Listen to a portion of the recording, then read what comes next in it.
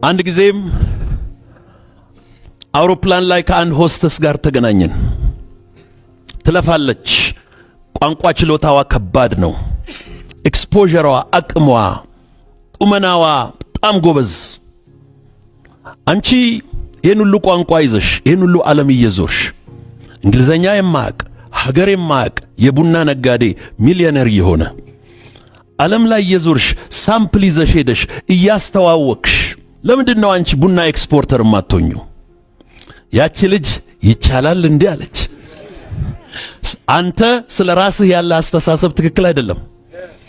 ፈትሽ። ሬትሮስፔክቲቭ የሚባለው ኢትዮጵያ ውስጥ ያሉ ወጣቶችና ሰዎች የኖርንበት ፖለቲካል፣ ሶሻል፣ ኢኮኖሚክ፣ ሪሊጂየስ፣ ካልቸራል ኢንቫይሮንመንት አእምሯችንን ስለጨቆነው ማንነታችንን በትክክል እንዳናውቅ አድርጎናል። ይሄ ግን ይቀየራል። አሁን ቁጭ አልን።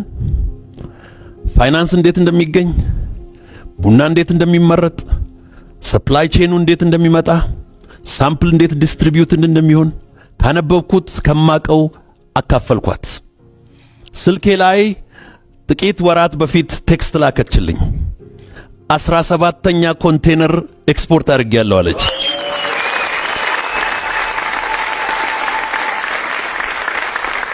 አሁንስ አልኳት በጣም ቢዚ ስለሆንኩ ሪዛይን አድርጌ ፉል ታይም ኤክስፖርተር ሆኛለሁ አለች።